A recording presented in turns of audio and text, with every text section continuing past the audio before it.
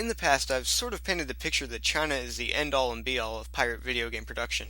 And while it's true that China is one of the biggest producers of pirate video games, this view is undoubtedly incomplete. Another country with a pirate industry just as big and in some respects even more interesting and complex is Russia. I'd actually like to talk about the history of the pirate industry there at some point.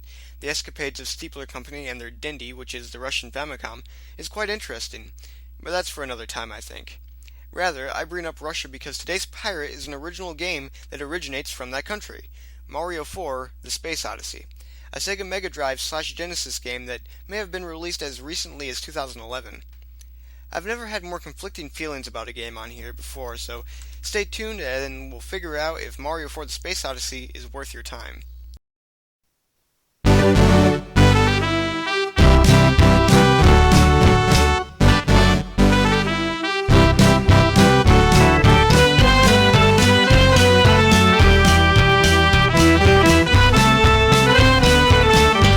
Like the gamer guy.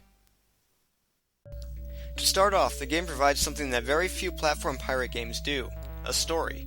It's all in Russian, but the guys over at the Bootleg Games Wiki have done us the favor at translating and synopsizing this much at least.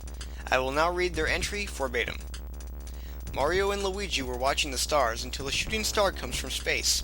The star warns them about a horrible alien race, the Shroobs, and says that they are destroying the Earth and the Mushroom Kingdom is their next target.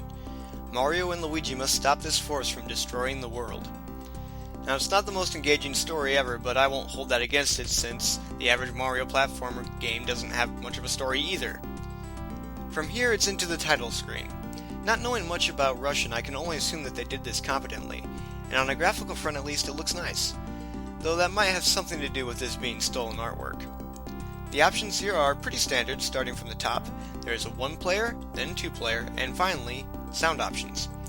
As I stated in my Super Mario World review, 2-player options in a bootleg game always impresses me. Here the 2-player mode is handled in much the same way it would be in an actual Mario game. Pre-new Super Mario Bros. Wii anyway. That is to say, players alternate on every death. The sound options are totally in Russian, and to my dismay, the Bootleg Games Wiki has no translation for this. All would have been lost if I were not lucky enough to have a friend who knows a bit of Russian. For my and your reference, she created this image which includes the English translation next to the Russian text. But let's move away from menus for now anyway, and take a look at the game itself. The first thing that you will notice is the light from the screen travels to your optic nerve and from there is sent to the occipital lobe of the brain to be processed and turned into something you can understand, is that the graphics here are rather nice. Those of you with any nostalgia for the Mario series, particularly in the 90s and on, will enjoy these. Visuals are stolen from games ranging all the way from Mario All-Stars and Yoshi's Island to the Mario & Luigi RPG series. The music, however, is something of a mixed bag. Some is pretty good, in particular a rendition of the classic Super Mario Bros. Theme. Oddly, there are actually 2 versions of this song in the game, and one is of a far less quality. I don't understand why they included this second version. But besides that, there seem to be some original compositions of varying quality, but mostly pretty bad.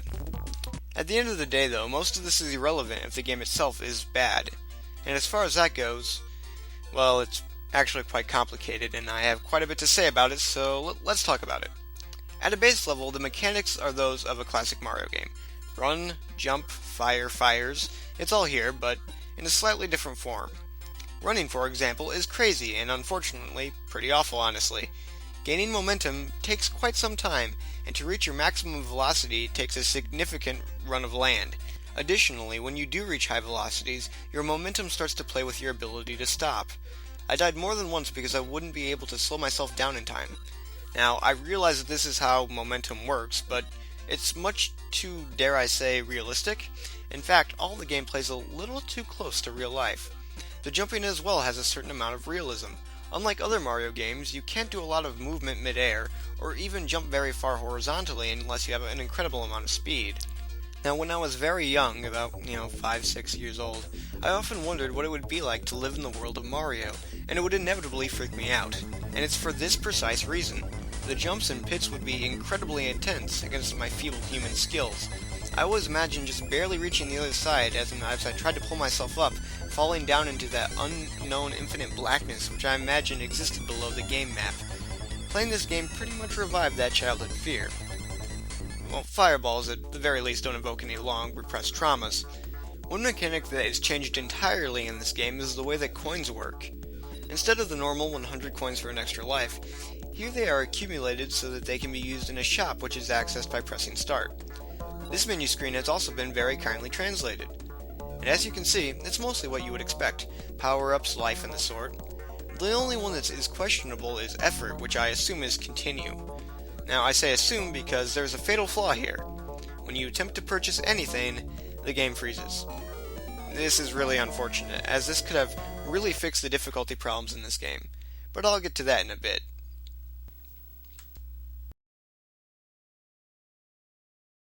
This game has some severe difficulty issues, and it's so incredibly disappointing as it's caused entirely by the controls.